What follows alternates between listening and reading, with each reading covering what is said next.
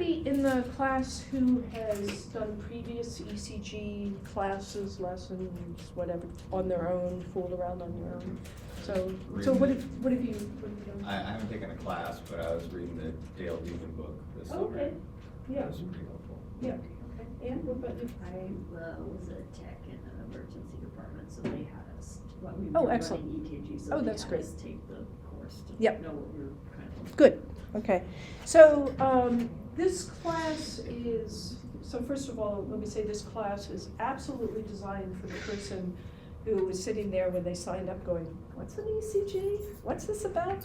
So if anything, it's the people who already know stuff that might be bored. The other people are not going to be speeded along. Yeah. There's not a difference between ECG and EKG, right? So there is, the difference is, and then we're going to get into it in just a second, is somebody tell me, what does ECG stand for?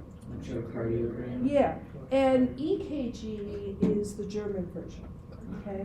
And we use EKG because originally that's where it originated from, okay? The guy actually who we're going to see a picture of, here he is in fact right here, is Wilhelm Einthoven, was Dutch, but he wrote in German, okay? The stuff he did was in German. And so EKG comes from that. And traditionally, for many years, everybody has said EKG, EKG, EKG. As far as I'm concerned, but that being said, ECG is English, and the more modern version is ECG. When you speak, it makes no difference to me whether you say EKG or ECG, although my guess is if you pay attention to the age of the doctors who are talking, you will hear ECG more with younger doctors, okay? However, I highly, highly recommend when you are writing that you write ECG, because EKG is really out of date, and you will notice that all of the, most textbooks that have been around for a while, say 10 years ago, they would say EKG is made easy, and any journal, any textbook nowadays written is ECG. Yeah, Cody. In Washington, pretty much everyone says EKG. Yeah, yeah. So if you want to, that was interesting when I moved down here. yeah. So if you want to fit in, say EKG. If you want to be the wave of the future, ECG. Up to you. Sometimes when you're really new, it makes sense to fit in. Okay. So this is Wilhelm Einthoven, okay, who developed the the first, at that point it was EKG, and here he is with his machine. I believe he's got his arm and his leg in salty water. And this, if you wanted to do an ECG in those days, this is what it looked like, okay? He lived from 1860 to 1927. He invented the first practical electrocardiogram and received the Nobel Prize for Medicine in 1903 for that. And that's just kind of background information. Here he is with his crew, and again, this was an electrocardiograph at the time. Now, what's the difference between electrocardiograph and electrocardiogram? Who remembers from medical terminology? Or just knows? Andrew? Isn't it just a graph, kind of like a micrograph? You're just taking a screenshot of the individual. Any screenshots in this picture? No. But you got the right idea. Snapshot You of got the the right idea. individual Right. printout or. Okay. So an electrocardiogram, when you say gram, it's a suffix that means record of, okay? And whether it's screenshot or writing, that's fine. But what then is the electrocardiograph? What's the printout itself? Yeah, so graph is the tool, is the monitor, okay?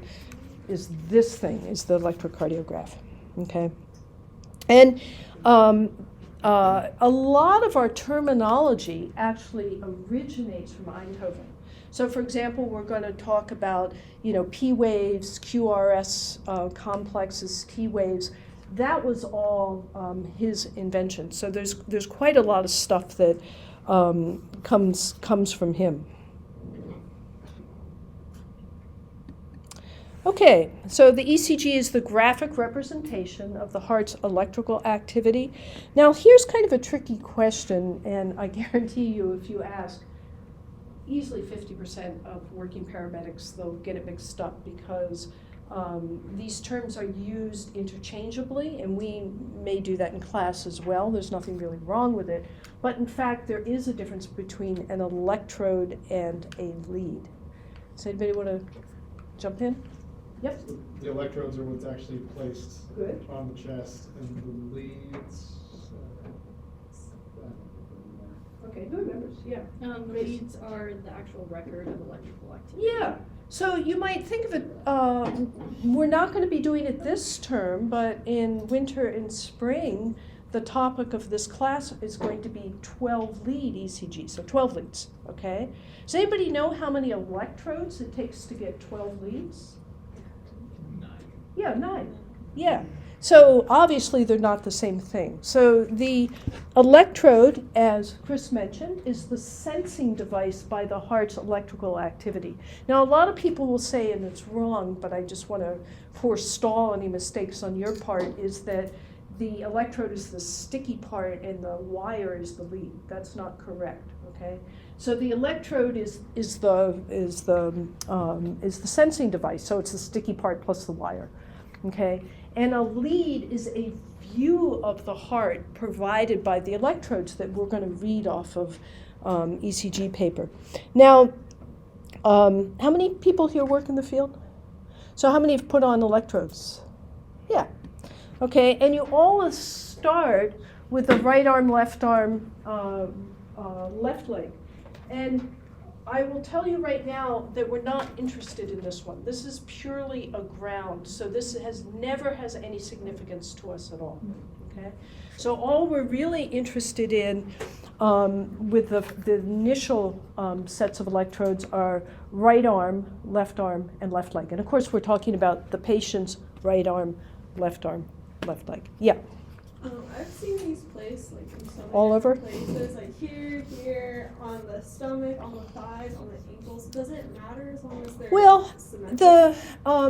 what I will quote to you is what American Heart Association says, and you're actually going to see some differences out there anyway. And they say for the arms, any place that is proximal to the wrist, including the wrist, is fine. So here is fine.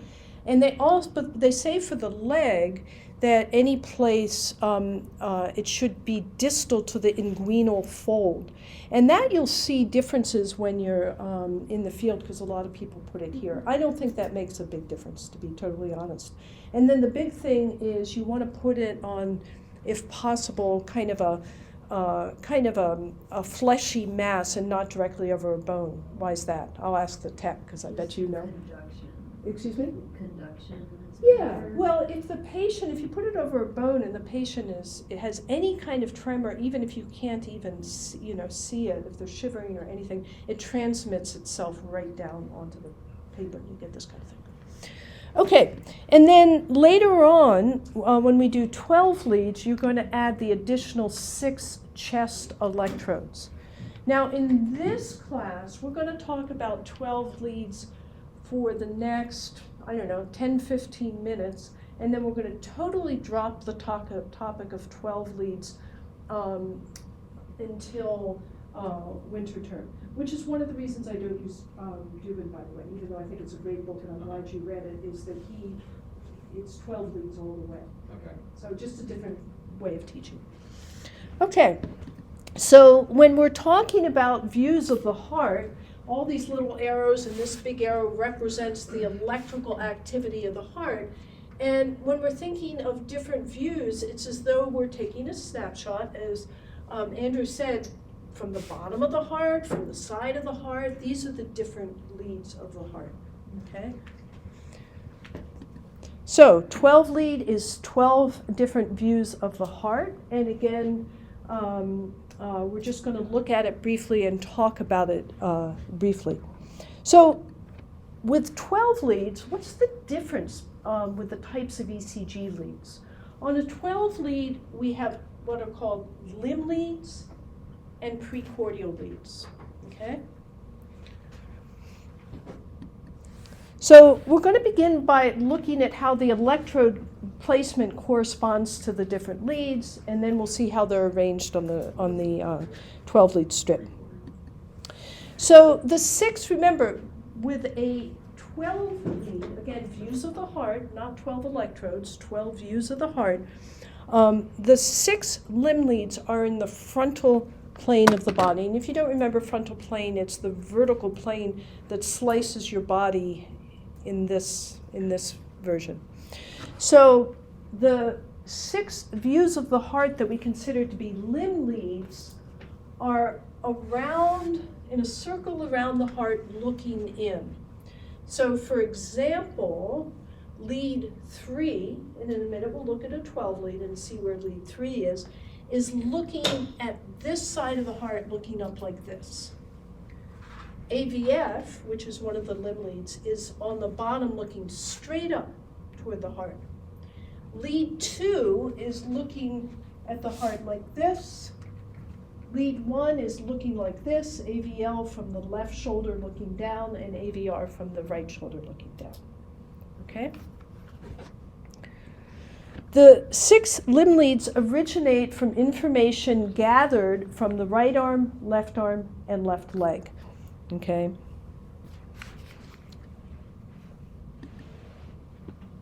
When you look at a 12 lead, the limb leads are the ones on the left side. So these are considered the limb leads. Lead 1, lead 2, lead 3, AVR, AVF, AVL, and AVF. Okay? Now, something that I want to point out is it's no accident that leads 1, 2, and 3 are Roman numerals. Okay? And you should use that yourself when you're writing them down. If you use Arabic numbers 1, 2, 3, it will be confusing to people. Okay, they won't know if you're talking about the precordial leads, which are Arabic numerals, or 1, 2, and 3. So be sure to use Roman numerals for lead 1, 2, and 3.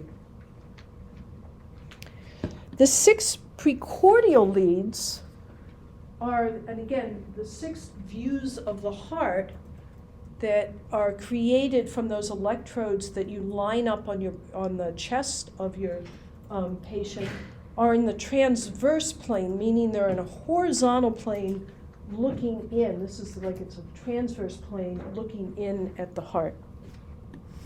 So the 6 precordials originate from information gathered from the 6 chest electrodes. So it's as though 1 is looking in, 2, 3, 4. They're looking in at the heart, the front and the side of the heart. Okay, so remember, here's the limb leads, 1, 2, 3, AVR, AVL, AVF. And here are the 6 precordials, okay? Now, like many things in medicine, there's numerous names for the precordials, okay? So you're going to hear them called precordial leads, chest leads, or I think most commonly used is V leads, okay? Let me see, V1, V2, V3.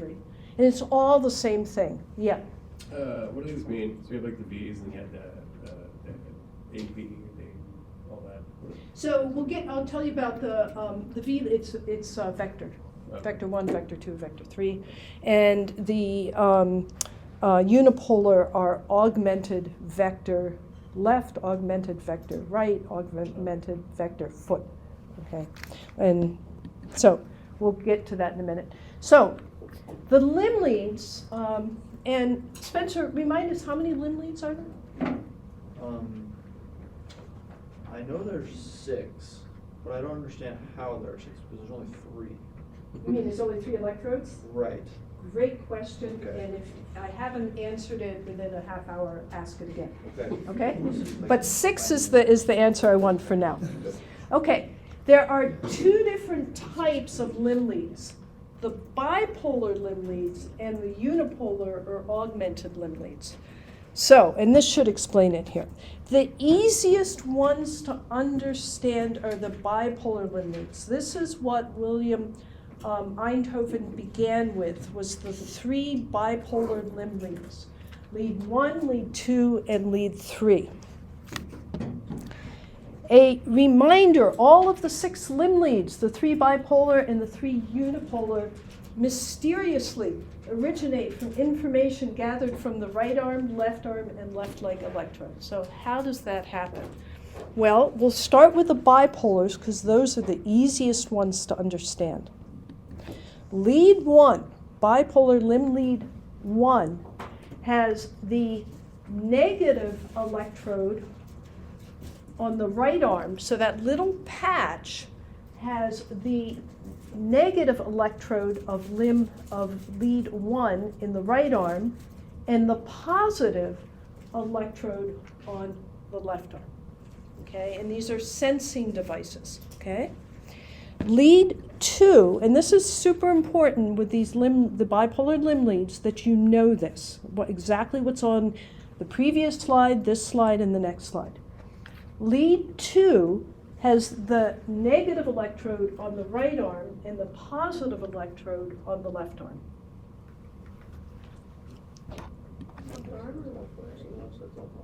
What was that? Did I say that wrong? Lead 3 has the negative electrode on the left arm and the positive on the left leg. I'm going to put it all together.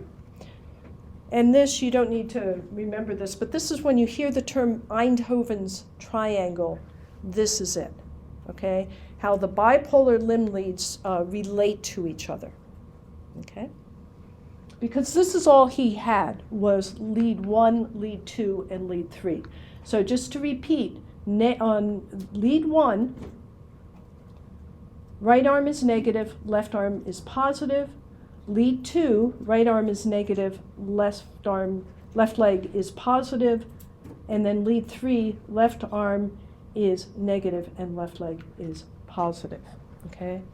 So what's happening with these is they're sensing how the electricity, there's like a little current going between the negative and the positive, and how it's changed by the heart's electricity. That's what's being sensed, if that makes sense. Okay? So in this case, I think these are the easiest to understand because we think bipolar, that makes sense. We know that electricity moves from one pole to another. Okay? But how do we get the unipolar ones in this? Okay, so here's another picture of Einthoven's triangle.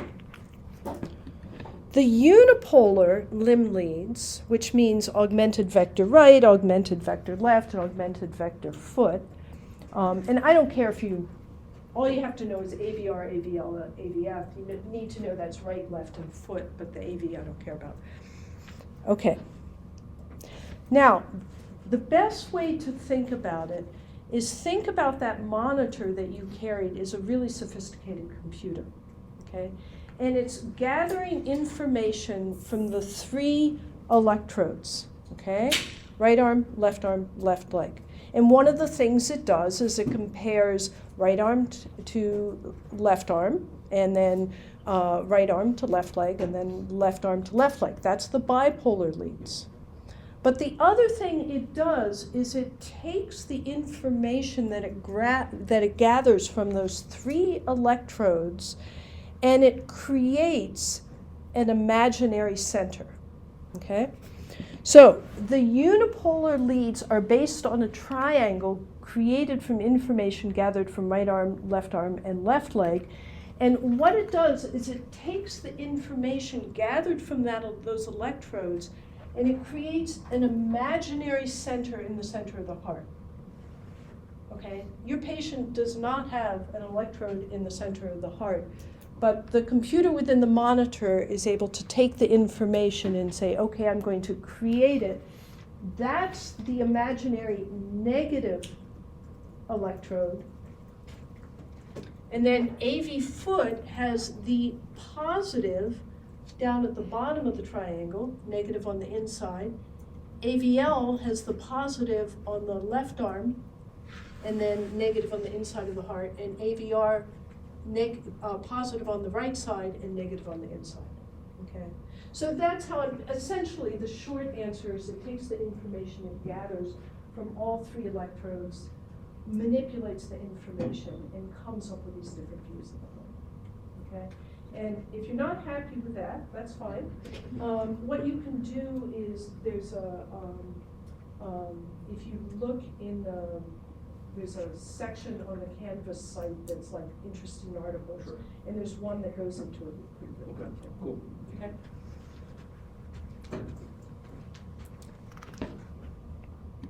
So it's as though each corner of the triangle is a positive electrode and the negative electrode for all three is the center of the heart. Okay. Right arm is the positive end of AVR, the left arm is the positive end of AVL, the left leg is the positive end of AV foot, and the heart is the negative electrode for all three. Okay, study note. For now, you need to know the positioning of the limb leads, meaning the views. You do not need to learn the actual degrees. What am I talking about?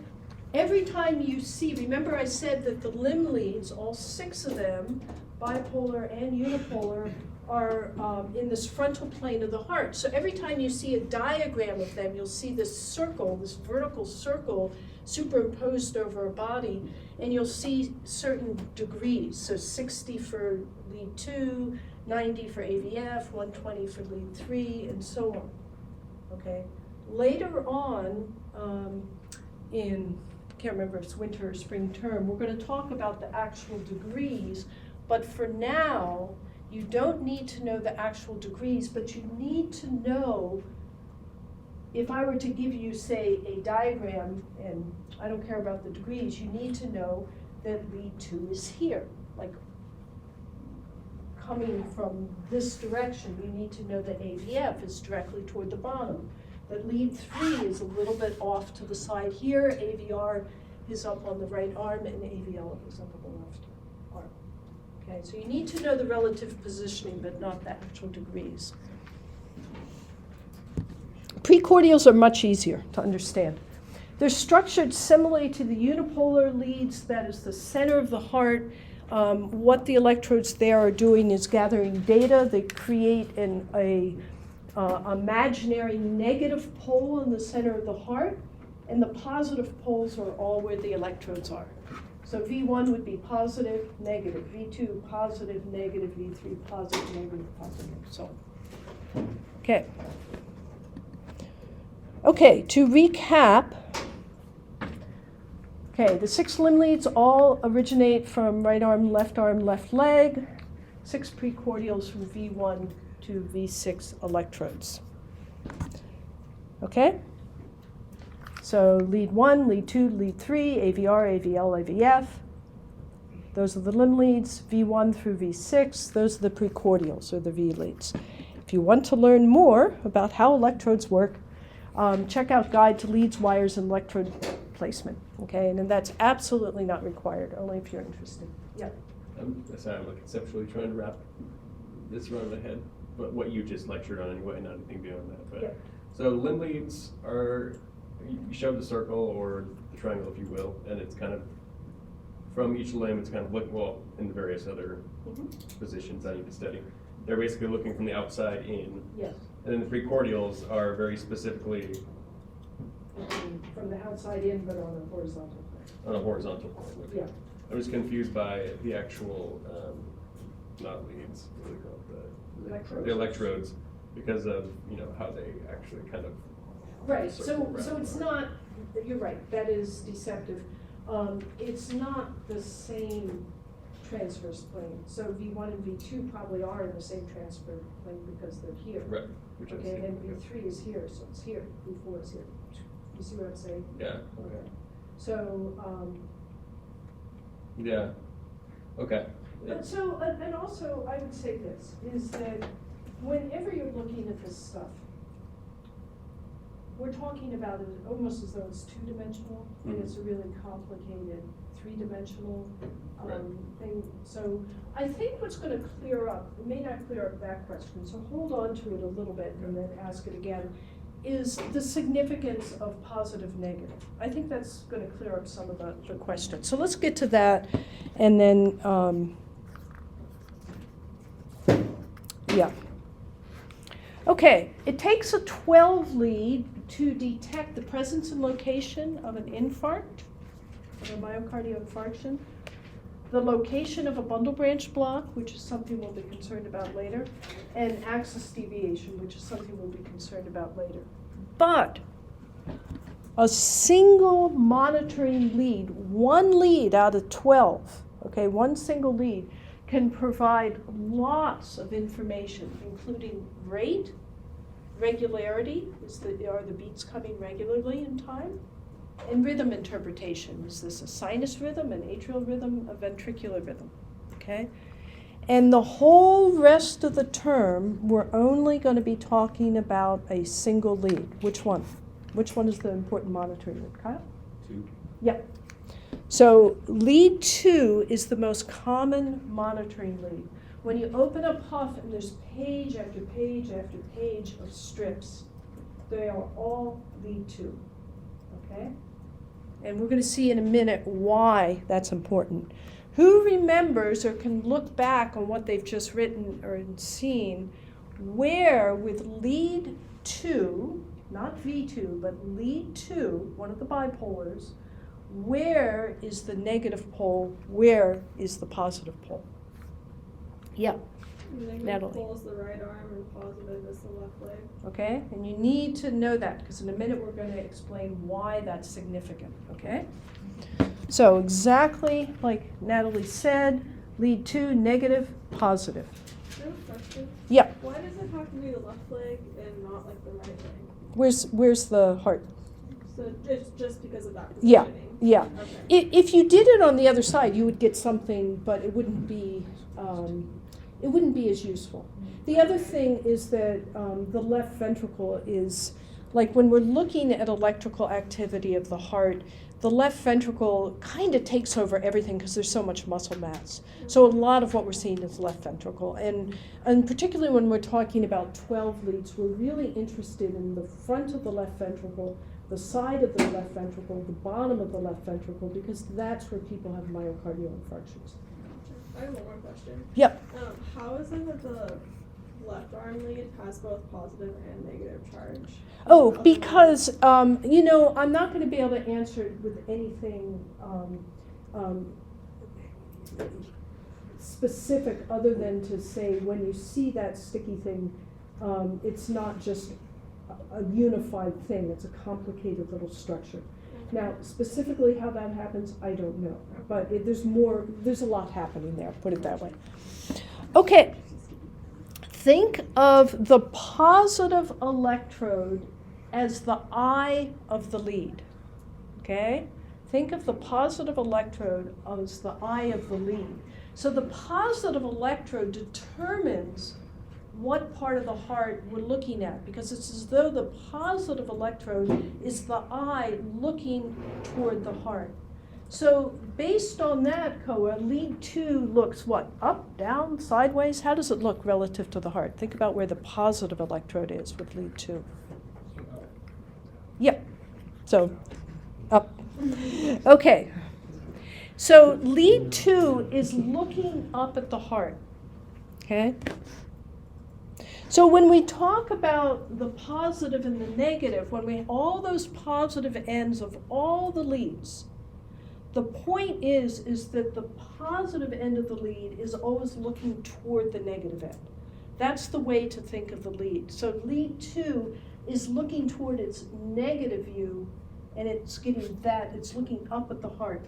Lead 3 is looking up at the left arm, because it's also looking up at the heart, but from a slightly different angle, okay? When we're talking about the precordials, the chest leads, the positive electrode is here looking in toward the center of the heart. So when we're talking about horizontal planes, that's probably only useful, like the transverse plane, that's probably only useful just so far. Because what it really is if here is the, like let's say lead 3, so the lead 3 electrode is here, If that's the positive end, it's looking in toward the center of the heart, and that's really the direction. And perhaps what you're thinking is, well, that's not really the transverse plane, because it could be a certain angle in your brain. Right.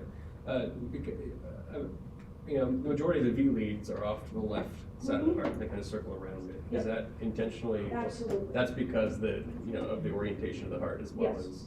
Yes, and it has to do with what I just said to Natalie, is if you think about how most hearts are positioned, the position of the leads, especially the V leads, is explained by why most myocardial infarctions happen. They happen on the anterior wall of the left ventricles, okay?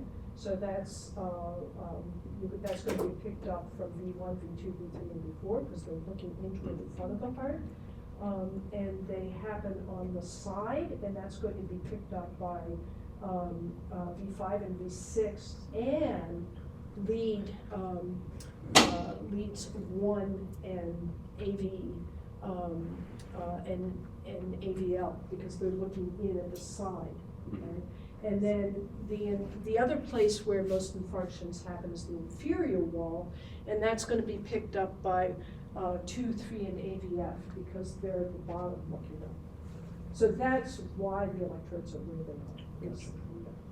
And why we sometimes move them around, because maybe the infarction is actually happening someplace that a 12 lead doesn't look at. Okay. Okay. Lead 2 is positioned best to view the main direction of electricity of the heart during repolarization.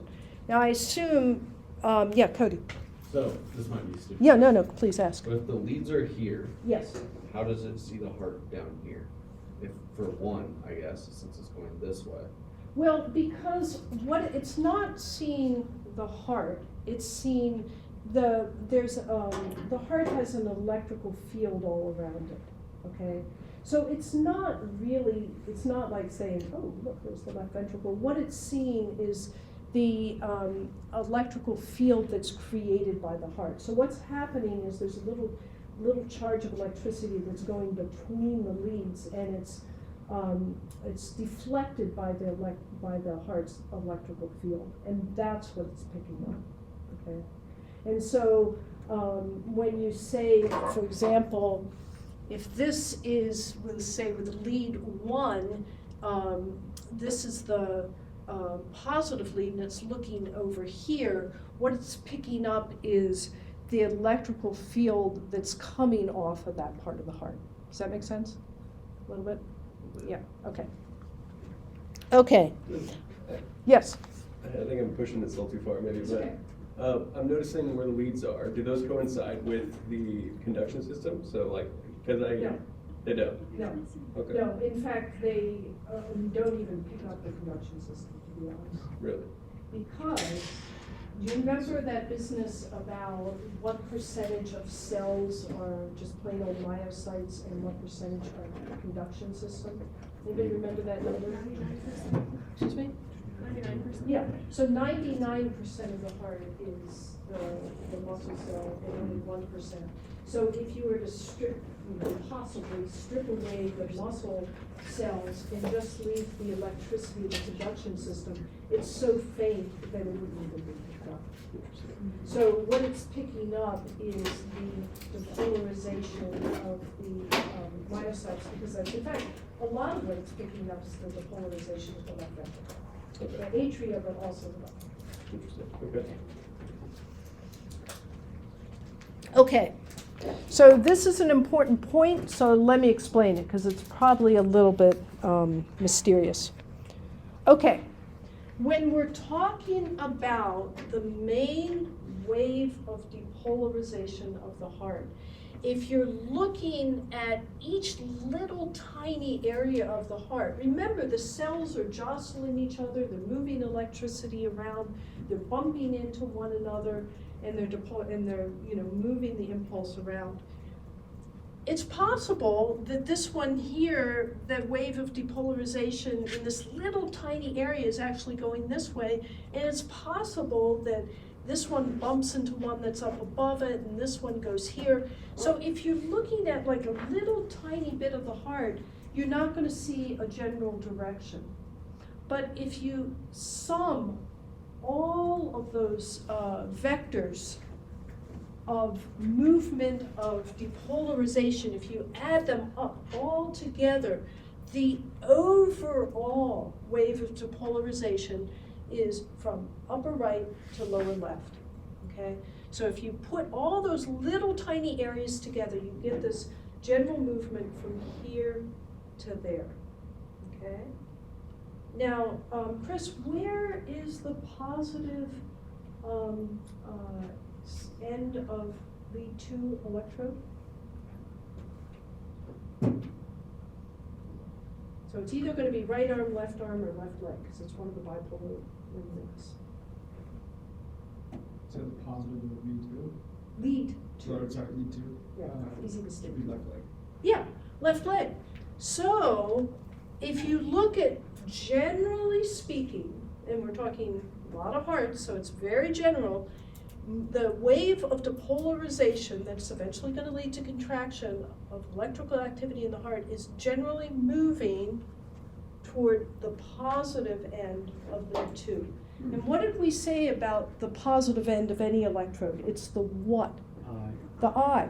So in other words, if you think of lead 2's eye is there, it's looking up and the wave of depolarization is moving toward it.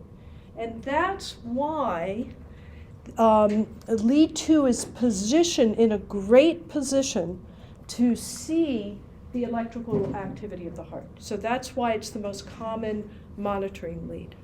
So let's take a break here. 9:35, let's come back at 9:45.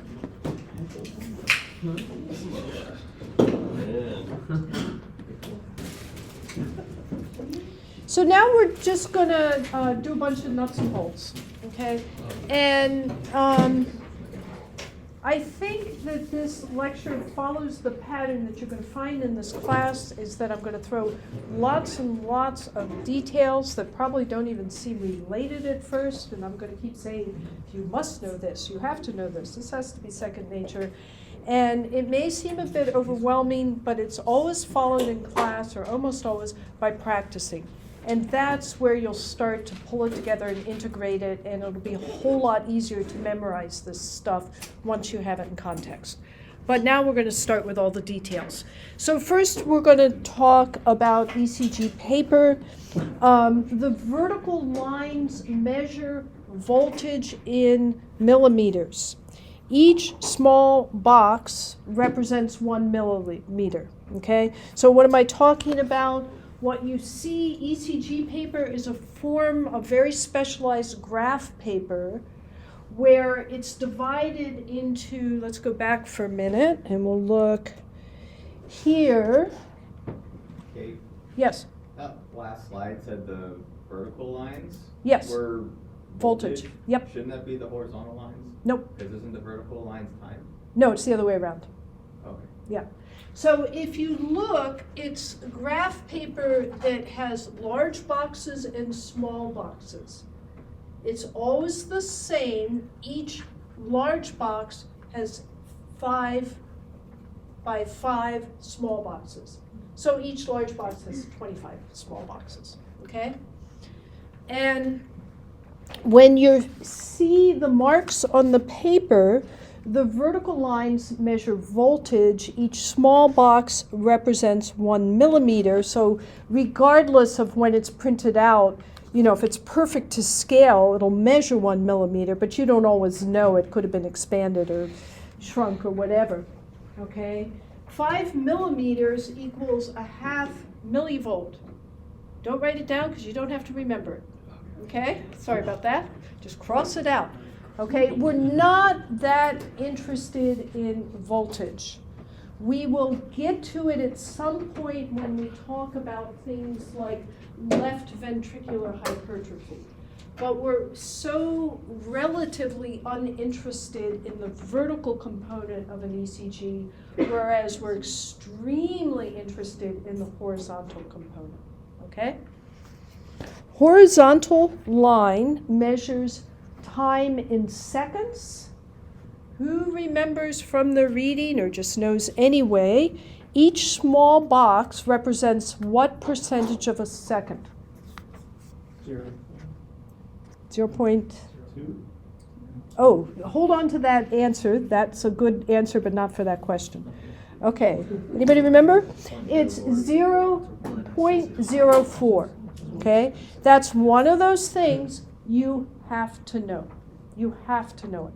That each small box represents 0.04 seconds, and then Chris, each large box represents what percentage of seconds? 0.2. Exactly, 0.2. So, as you've probably all noticed, if you go 5 times 0.04, you get 0.2, okay? So each large box represents 0.2 seconds, each small box represents 0.04, okay? This part, unimportant. This part, very important, okay? Now, it's just some terminology. The flat line, and flat is so relative. The mostly flat line, in fact, you could almost say rarely flat line, sometimes flat line, that runs through an ECG strip. You see there's this line, is referred to as the isoelectric line. Sometimes it'll be called the baseline, but usually it's the isoelectric line, okay? Any wave form that is above the isoelectric line is considered positive. So this particular waveform, and by waveform I mean sort of the little kind of triangle-y thing that's composed of this upper line and this lower line, every part of that that's above the isoelectric line is considered a positive deflection, okay? We say, oh, that's positive, okay? And then any waveform that is below the isoelectric line is considered a negative deflection, okay? Okay, now here's how we're going to tie it to the electrodes and the leads. When a wave of depolarization moves toward the eye of the electrode, okay, Koa, remind us, where's the positive eye of lead 2? Where's the positive end, the eye? Excuse me? Left leg. Left leg. So if you have electricity moving toward the positive eye of the eye of the electrode, the ECG is going to show, Grace, positive or negative? Negative. Try again. Positive. Yeah, those 50-50 ones are nice. You can always get it. So, yeah, okay. And then, Natalie, when a wave of depolarization moves away, the ECG strip shows what? Negative. Okay, so just to be clear that everybody has this, okay, here's the positive electrode. So if it's lead 2, it's right here. If you have a wave of depolarization moving toward that electrode, and is the line going to go up or go down? Up. Oh. Oh, I see. Well, I must have sounded like Andrew because Ann didn't. You see, I appreciate the answer. It's great. It's great. Okay. And then, of course, afterwards it has to come back down. But that means what we know about this particular line, that's telling us, oh, electricity is moving toward the left leg if it's lead 2.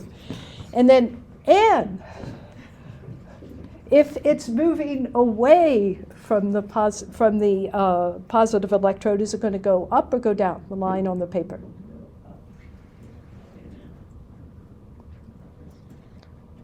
I think what's confusing you is it says positive electrode, but that's the electrode. But if the depolarization is moving away from the eye of the electrode, it goes down. Yeah, so negative deflection, okay? So again, when we're talking about the bipolar limb lead, the reason we like to use lead 2 for the most common monitoring lead is that this wave of depolarization is moving toward it. Okay. Professor? Yes. Question. So the right lower is not shown because it's just a ground. Correct. It's not, we're not using it for any of the stuff we're talking about. Okay, so Spencer, what does the P wave represent? The P wave represents the initial electrical current generated by the SA node. Keep going. Associated depolarization. Of what? Which part of the heart? The atrium. You got there. Boom. Okay. In 2 words, it is atrial depolarization. Okay? So the P wave, and this red line is a little deceptive. I would actually back it up a little. It's just the P wave. Okay? Now, is the following statement accurate? Why or why not? I'm going to give this one to you, Riley. The P wave represents atrial contraction. I'm sorry, is the following statement accurate, or why or why not? Yep. So it's Represents atrial contraction. It is accurate. Go Why? on. I'm wrong. I believe Riley. Okay, Andrew? I don't think so. Okay, and Because- why not? That's the correct answer. Why not? I'm incorrect? You are correct. They're wrong. You're right. They're wrong. Okay, so hold tight just a sec. Let's reiterate what we're saying. I said the P wave represents atrial depolarization. That's correct. That's what Spencer said. He's right. Okay? Then I'm saying, well, if it represents atrial depolarization, isn't another way to say it? It represents atrial contraction? And Andrew very accurately said, no, that's not right, but why not? Chris? There's a, Sorry, go ahead, no, you got it. there's a difference between depolarization and contraction. Correct. Mm, yeah. Okay? Your ECG doesn't tell you a thing, technically, about the patient's pulse. Okay? All it tells, that's contraction. All it tells you is electrical depolarization. You have to touch the patient to see if what you're seeing on the monitor is in fact also happening mechanically within the heart. Now, most of the time it is, okay? Most of the time when you see 80 beats a minute on the monitor and you feel the pulse, it's 80 beats a minute. But you cannot say that for sure from the ECG monitor. Yeah, Well, the depolarization will take place before the contraction. absolutely. A tiny bit. But yes, absolutely before, yes, yeah. Remember, the ECG is a record of the heart's electrical activity. It has nothing to do, or it doesn't represent the mechanical activity. So, just to be clear, if I ask that question on a test and I say, what does the P wave represent? I'm telling you now, if you say atrial contraction, not only is it going to be wrong, but it's going to be 100% wrong. Okay? So, oh, yeah. So you're forewarned. Okay, Grace, in a normal, healthy heart, where does the P wave originate? The SA node. Correct, in the SA node. Now, in this class, this is going to be different from your book, okay? Because I veer off a little bit, and I'll explain why and what I mean, okay?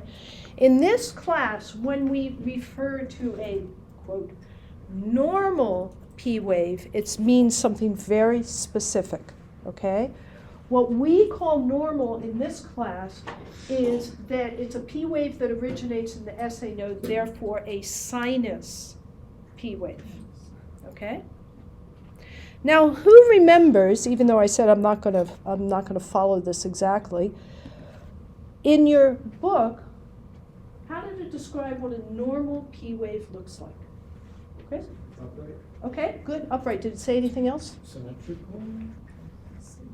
It probably said something, so upright is absolutely the most important thing, okay? It probably said something like this. It probably said something like slightly rounded and smooth. Okay, I'm guessing that that's what because that's usually what most books say. They say upright, slightly rounded, and smooth. Okay, we care everything about this, and we don't care about this, and I'll explain what I mean in a minute. This is what's known as a biphasic P wave. It's not rounded and smooth, it's got a little blip in the middle of it, okay? Now, if you're a cardiologist or even a fully, fully formed paramedic, there's no way you can describe that as a normal P wave, because it's got that little blip in it, okay? Now, just to let you know, what that little blip means is left atrial enlargement. You don't need to know that, okay? It's still a sinus P wave, meaning it still originates from the SA node, okay? How do I know that? It's upright, okay? In lead 2, any P wave that is upright, regardless of its shape, whether it's smooth and rounded or blippy, okay, it's still a sinus P wave, and the goal in this class is to say, what's the rhythm? Is it a sinus rhythm? Is it an atrial rhythm? Is it a ventricular rhythm? So for that reason, in this class, we've got a very specific definition of normal, which is upright, period. Upright equals sinus equals normal, okay? So, fast forwarding, Please. over a year from now, is that something that we would definitely need? No, I would say probably, I'm guessing, but who's gonna argue? That probably the percentage of working paramedics that know that that's left atrial enlargement is less than 5%. Because, and for good reason, it's not a piece of, we never treat our patients differently because they have left atrial enlargement. You might recognize and say, well, I know that they have some cardiac history because I see that, and that has some significance to me, but the specific of left atrial enlargement is not. Is that enlargement, I know it's not tangible, is that enlargement left over from an MI, like what is that sign? Well, I am on very thin ice, so I will tell you what I know and just take it with a huge grain of salt because it's certainly not something I know a lot about. I believe most of it has to do with, let's see, left atrial has to do with aortic valve stenosis. Okay, so or what's happening is that sometimes there wouldn't be stenosis. See, this is it, I'm not sure, but what's happening is that the blood is going back up into the atrium, and it's probably causing enlargement. Stenosis kind of sounds right in that case. Then. That's fine. Yeah. Okay. Yeah. Good. Okay, moving along. Koa, what does the PR interval, which we call the PRI, what does that represent? Do you remember? Is it like the moment before it goes to R, so like the. Okay, you're right. You're correct. It does include the space between the P wave and the QRS. But what's happening in the heart during that moment? Who knows? No, because. Before the ventricle contraction? Say it again? Before the ventricle? Yeah, so that's pretty much it. So first of all, let's look at what the PR interval actually is. And again, this is something you need to know eventually, by next week, okay? Is the PR interval, first of all, includes the P wave, and it goes all the way to the start of what we call the QRS, which is this thing, okay? The PR interval, it's an interval, a period of time, okay? And it represents the time from the beginning of atrial depolarization to the beginning of ventricular depolarization. And included in that time is the pause of the AV node. Okay? Let me go back. The time from the beginning of atrial depolarization to the beginning of ventricular depolarization. And notice that it's a period of time. So when we say what is a normal PR interval, it's an amount of time, because that's what it is. It is an amount of time. So does anybody remember what is the duration of a normal PR interval? Say it again, please. The big box. No? Oh, that's one end of it, but who remembers? Perfect. Okay. So here's the answer. It has to be at least 0.12 seconds, but no more than 0.2 seconds. If I ask you what a normal PR interval is, you can answer it in one of two ways. I can say, what's the normal PR interval? You can either say it's 0.12 seconds to 0.2 seconds, or you can say 3 to 5 small boxes. Because who remembers what is, how much time does one small box represent? 0.04. So if you do 0.04 times 3, you get 0.12. And if you do 0.04 times 5, that's 0.2, or one large box, which I think somebody said. So 3 to 5 small boxes. Okay? Now, when I said we're going to practice, we're going to go through all this, and at the end of class, we're going to practice doing this. Okay? The PR segment is, we're just going to mention, it's a good thing to know, but we're never going to use it this term. Okay? The PR segment occupies the time from the end of the P wave to the start of the QRS. So you can see I'm talking fast because I'm going through it quickly. The PR segment is this little blippy thing, this thing here. Okay? It's not very useful to us this term. Okay? It's just not. The main time that we will use it in this class is in spring term when we talk about pericarditis. You don't have to remember that. Next term, we will mention that a depressed PR segment may be indicative of pericarditis. We don't care about pericarditis right now, okay? So unlike the more useful PR interval, we rarely discuss the PR segment.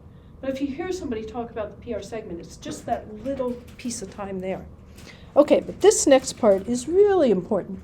So Natalie, what does the QRS complex represent? Is it representing the contraction of the atria and ventricles? No. You're in the right ball field. Okay? And ventricular depolarization? Oh. It was, Okay. Ventricular depolarizations. Sorry about that. Okay. This is ventricular. So just to reiterate, atrial depolarization, P wave, ventricular depolarization is the QRS complex. Now, oddly, we define a normal QRS complex not by the shape of the waves within it. Okay, this is a wave, this is a wave. Put together, it's a complex. We don't define a normal QRS by the shape of the waves. We define it by how long it takes. Why do you think that? Why do we define a normal ventricular depolarization, because that's what the QRS is. Why do we define a normal ventricular depolarization by how long it takes? Grace? Is it because it's representing the electrical impulse through the ventricle? Correct. So that's how long it takes for the electricity Correct. to get through it. And if a heart, so Cody, if a heart is, let's just say, having trouble of some sort, some unknown sort, would you expect the depolarization to take shorter or longer? I feel like it depends, but I would say longer. That's the answer. And it actually doesn't depend. Really, what we want, if we think about how we want the depolarization to happen, we want it to be quick, efficient, synchronized. It almost can't go too short. You know, there is no pathology that's defined by too fast depolarization, okay? There's plenty of pathology that has a symptom of too slow depolarization. If your conduction system is sick in any way, lots of times that depolarization will take long and the QRS will get stretched out, okay? Anybody remember what the duration of a normal QRS complex is? So it's less than 0.12 seconds or less than 3 small boxes. Notice there's nothing on the other end. There's no greater than, less than. It's just less than. Anything less than 0.12 seconds is considered normal, okay? Now, references vary on what a normal QRS is, so I'll tell you how I came to this. A lot of times what you'll see is less than or equal to 0.10 seconds. So, and a lot of times, sometimes you'll see it less than 0.12 seconds. So that's just the one I use. So you're going to see some slight variation in what's considered normal. But this one works pretty well. Okay, within the QRS complex, there are 3 different types of waves. There are Q waves, R waves, and S waves. And somewhat confusedly, a QRS complex doesn't have to have a Q wave, doesn't have to have an R wave, and it doesn't have to have an S wave. It has to have at least one of them, okay? But we always call it a QRS complex, even if it doesn't have all the waves. It's just the name of it. Okay, so what are the Q waves, what are the R waves, and what are the S waves? The Q wave is the first, does anybody know, negative or positive deflection before the R wave? Negative. The R wave is the first positive or negative. R's are always positive. And this is probably poorly written.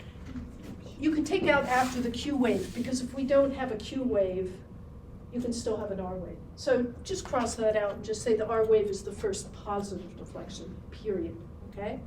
And then the S wave is the first positive or negative deflection after the R wave.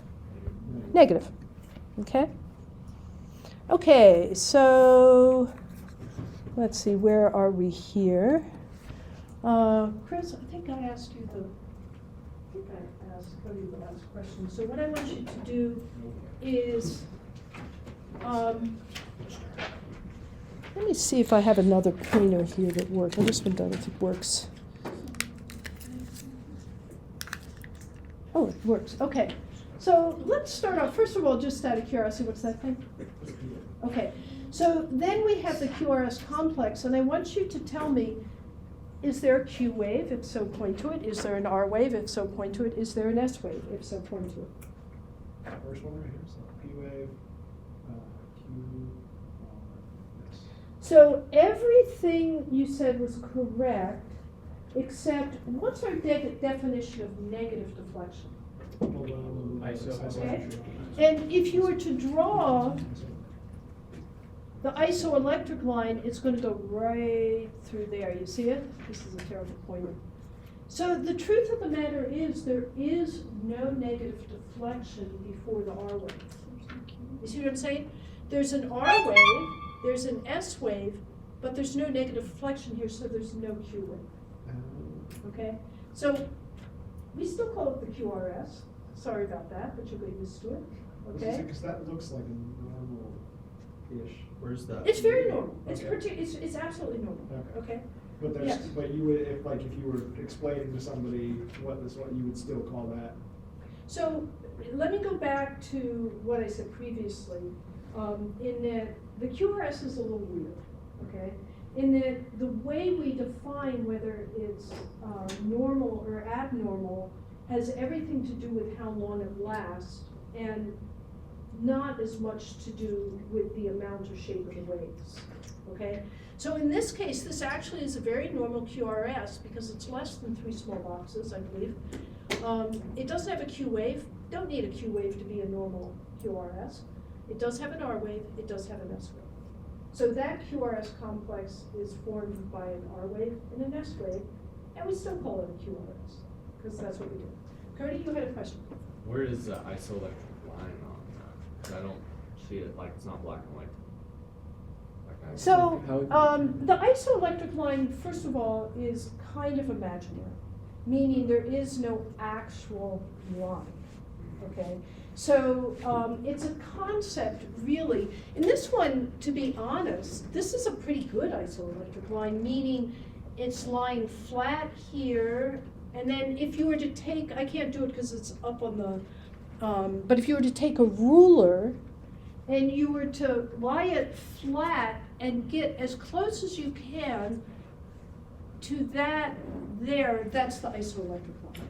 Okay, so you're correct. It's not an actual incline. It's a concept. And the importance of it is that everything above it is positive and everything below it is negative. That's its only importance. Okay. Okay. So Chris, you can pass the pointer on, and Well, pass that way, Kyle, because I think the questions are moving this way. So in this particular case, so let's go here. Kyle, so first of all, what's that there? That's the P wave. Good, okay. And then the QRS is here. So can you tell me, what do you see? Do you see a Q wave, R wave, S wave? What do you see? I don't see a T wave. Good. So an R and an S. Okay, and point to the R and the S. The R is the upward deflection. And Uh-huh. S is the downward. Yeah. So the R is the upper deflection, and the S is the negative deflection. So the R is the first positive deflection of the QRS. Okay, there's no Q wave, but that's okay. And the S is the first negative deflection after the R wave. Okay? And once you pass the pointer on, and let's not worry about P waves here because they're not simple. Can you see this one here? So who's doing Yeah. this? Yeah. Okay, so point and tell me there's a QRS there. What is it made up of? You said there's not a P, is that little teeny bump? Yes, it is, Okay. but let's just leave it, not worry about it for now. Let's see. I guess this would be the Q, right? Yeah. So that's Q, Uh-huh, R, uh-huh. and then I guess this is an F as well. Yeah, so in this particular case, and you know,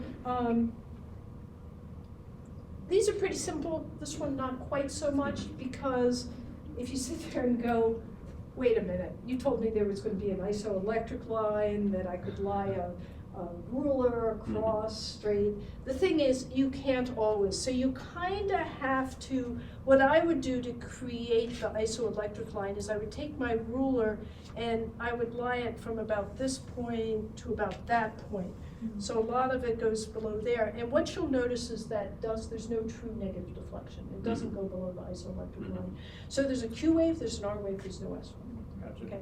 We are going to have so much time to look at this stuff. So this is we're going to do it today. You're going to do it for practice. This is just our beginning. Is this the T here? Or this Yes, guy? it is. Okay. Okay, which we'll get to in a minute.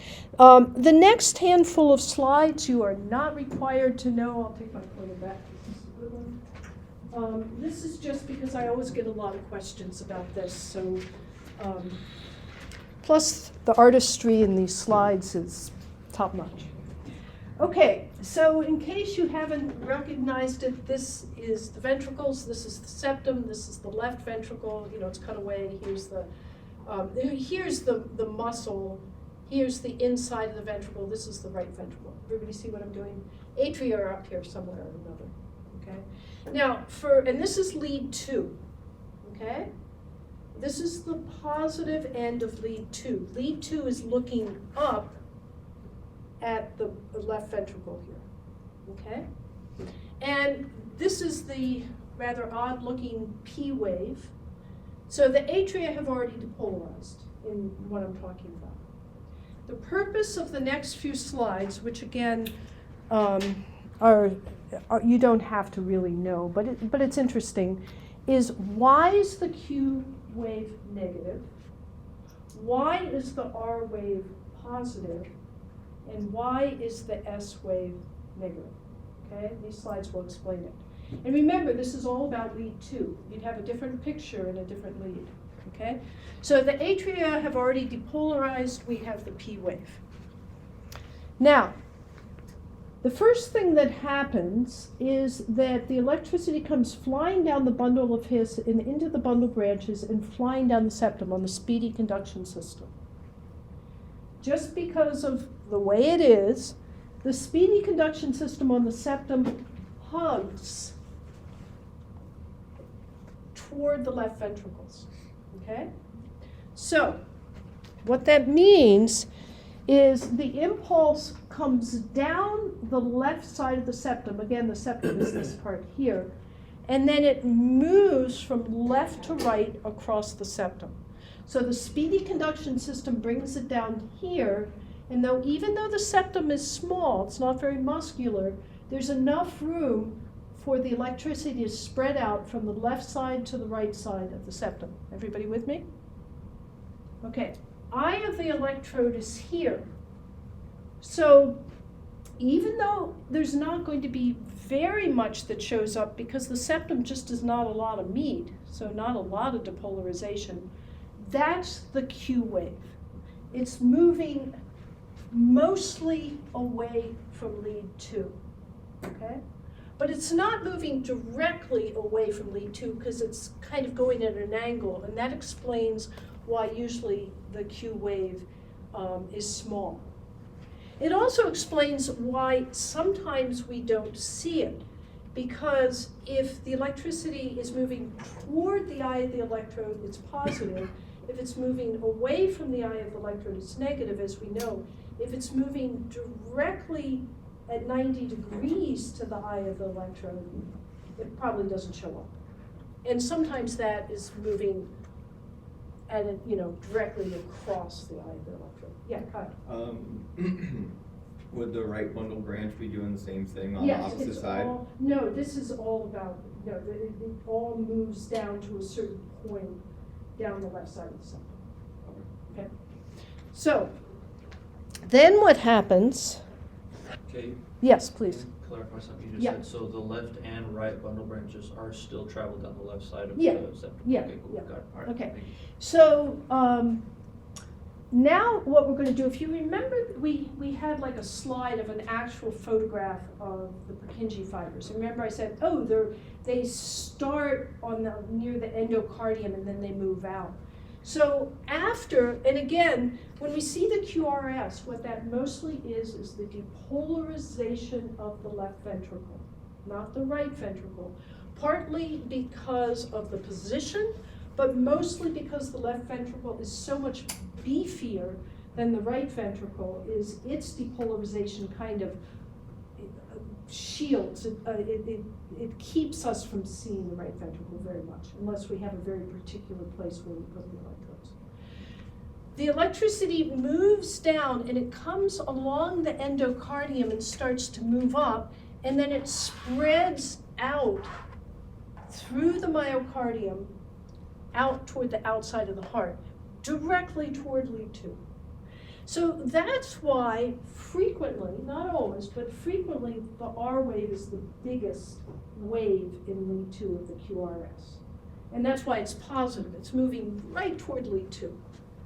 Now, there's many variations. Not all hearts are positioned exactly right. Not all electricity works exactly the same, but that's generally it.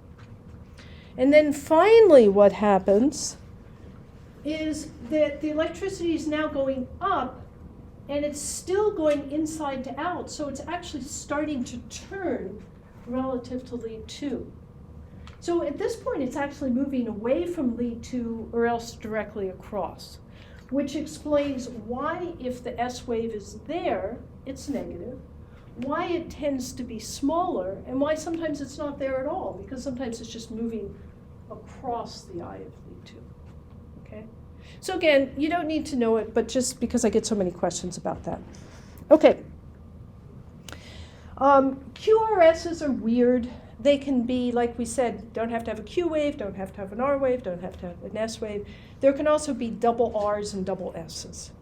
If you have a double R, we'll call, and we don't get too worked up about this, but it's just an easy way to talk about it. If there's a double R, we call the first one R, the second one R prime. I don't care about the large R's, capital R, don't worry about that. I'm just going to call them R, R prime. I'm not going to worry about which one is bigger and make it capital, which one is smaller, make it small. I don't care about that. If there's one S wave here, so this is R, S, R prime, if sometimes there's two S waves, so it's, so it's R, S, R prime, S prime. We call all of them QRSs, okay? So don't worry too much about that now. We'll get into that later when we get to stuff like this. Okay, there is a difference between a physiologic and a pathologic Q wave. What's the difference between something that is physiologic and pathologic? What does that mean? Which one is healthy, which one is diseased? Pathologic. Yeah, and physiologic just is normal. So normal P waves are small, pathologic P waves are large. that's it in a nutshell, except we have to say how large is large, right? So normal P waves are small and lead to pathologic Q waves. Let me start over. Physiologic Q waves are small, pathologic Q waves are large. How large is large? This is the definition, but we're going to look at pictures, okay, because that's easier. Okay, Q waves that are associated with some kind of underlying pathology are going to be at the top wider than one small box. Okay, that's by, they're wide. Pathologic Qs are wide. That's what we mean, wider than one small box right here. And then the depth, if we take the entire QRS from the top to the bottom and the Q wave is greater than 1/3 of the total, too large. Okay, moving on to simpler things. Spencer, what does the T wave represent? Remember? Is it the repolarization of the ventricles? Yes, it does. And Riley, what does a normal T wave look like? I mean, upright. Upright. Upright, rounded, usually, not always, usually larger than the P wave. Asymmetrical, don't worry too much about symmetry for now. It's not that important, this term. If you say upright, you're good, okay? What does a normal T wave and lead 2 look like upright? The symmetry is that they should be, and for this term it doesn't matter, but I'll mention it, flatter here, steeper here. Okay, what does the QT interval represent? Anybody know what a QT interval is? Yeah, Chris. It's the beginning of the QRS complex. Yes. To the end of the T wave. Perfect. Okay? It's from the beginning of ventricular depolarization to the end of ventricular repolarization. It's not that important for us this term, but has anybody heard about prolonged QT interval? Yeah. So what happens if this gets stretched out, it makes the person vulnerable to certain dysrhythmias, okay? And so that's its significance, okay? So we don't want it stretched out. A normal QT interval is pretty easy to calculate at rates between 60 and 100. Any slower and any faster, and it gets very complicated, okay? And it's usually people just look it up, okay? So I want you to know how to calculate it at rates between 60 and 100, and less than that. Other than that, we're not going to worry about it. So here's how you do it. First of all, here's the QT interval. Start of the QRS to the end of the T wave. Then we have something that you'll be very comfortable with pretty quickly called the R to R interval. And all you do is measure from the R wave in one QRS to the R wave in another. Go half that. And if the QT interval is less than half that, it's normal. If it's wider than that, it's considered prolonged. So is this normal or prolonged? Normal. Okay, so it's less than, if this, yeah, because you don't want it long. You much prefer to have it short. Okay, I'm going to skip the next slides. You don't, oh no, actually this is okay. Measure the QT interval, measure the half the R to R. Okay. Okay. You're just going to hear about it. I'm going to skip these slides. You can read them if you not. I'm very clear. You will not be tested on this slide. You will not be tested on this slide. And then this slide you won't be tested on, or this slide. If you want to read them later, you can. Okay, and then just to be very clear, this is what you need to know. You need to know this stuff. You don't need to know that stuff. But if you're interested, you can. U wave. Anybody know what a U wave is? Wave after T wave if it's present. Excellent. It represents late ventricular repolarization. It's not very well understood. It's not a truly common finding, but sometimes it's there. U waves represent a period of late ventricular repolarization. We don't care about U waves except for one thing, okay? The only reason we care about U waves is if you don't know what they are and you're trying to figure out what's happening, you look at this and you say, what is that thing? Is it a P wave? Is it a T wave? I don't know what it is. And then you go, oh, wait a minute, it's a U wave. We don't care about U waves, okay? So just all you need to do is say, oh, that's what it is, don't care about it, but so you don't get mixed up about it. Okay, almost done with this. ST segment. Who remembers? What's an ST segment? Cody, what do you think an ST segment is? Good question. So- ST would be from the S to T. Yep. So the time from the end of the QRS, regardless of what the wave actually is, to the beginning of the T wave. And we'll look at a picture in a minute. J point. Anybody remember the J point? Yes, please. The space in between the S wave and the start of the T wave? That, No, sorry. you're almost there. It's on the other side of the ST segment. I'll show you. So, okay, Yeah, okay. It's the junction, J stands for junction at the end of the QRS, the start of the ST segment. Let's look at a picture, easier. Here's the end of the QRS. Sometimes it ends with an S wave. In this case, it just ends with the R wave. We still call it QRS.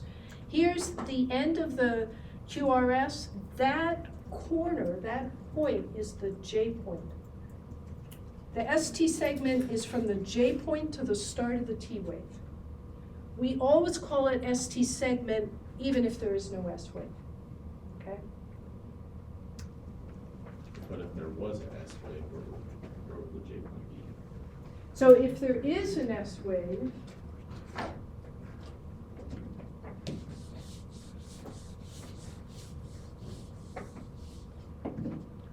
T wave, QRS, or, here's the S wave, T wave, okay? So here's the S wave, it's right there, okay? It's the end of the QRS regardless what kind of wave it ends with, okay?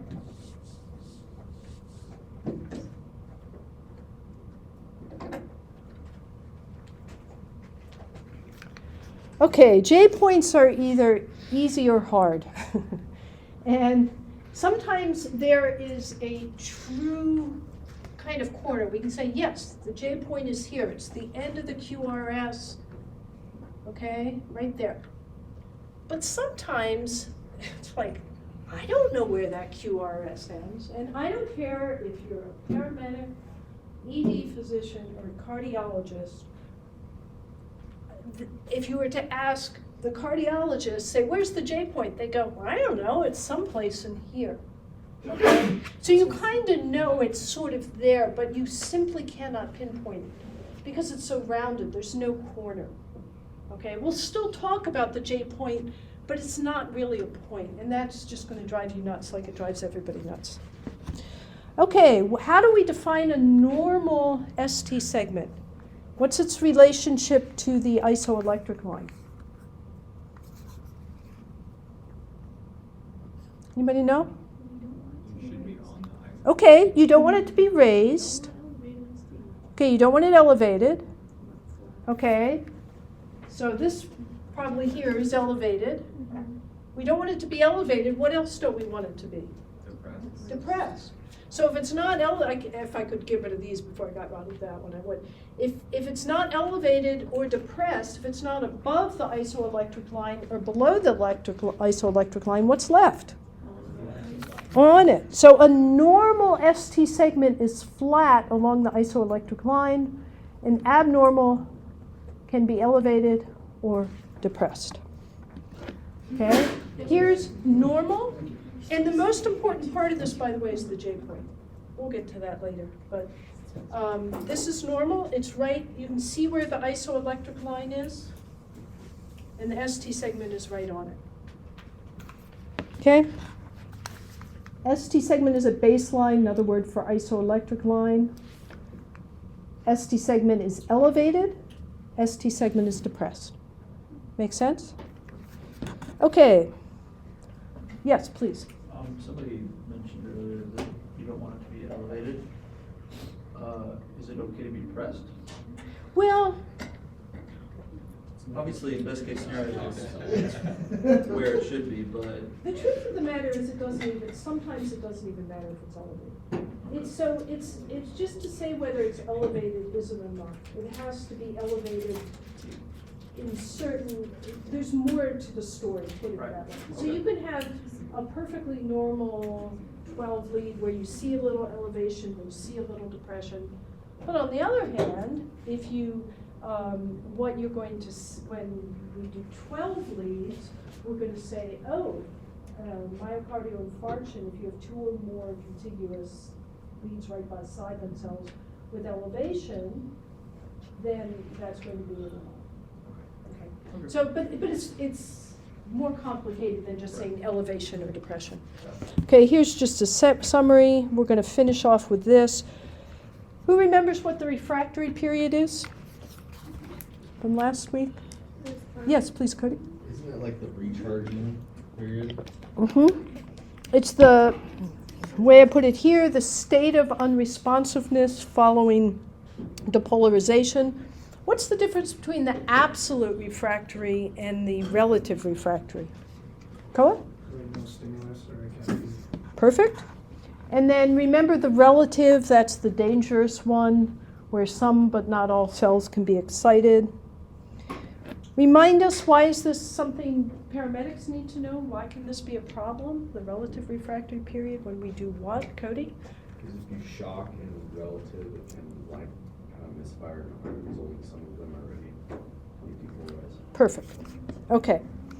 When we're looking at the ECG, we consider it to be absolute refractory. We'll contain the ventricular depolarization, because actually once it starts to depolarize, it can't depolarize again. Okay? And the relative refractory period is the end of the T wave. The end of the T wave. We don't, when we synchronize, what we're telling the monitor to do is don't hit that, don't hit the electricity on the end of the last half of the T wave. Okay? Okay, so that's, I don't want that. That's the end of this lecture. So what we're going to do now is, it's 10:36. Let's come back at 10:45, and what I want you to do is have your handout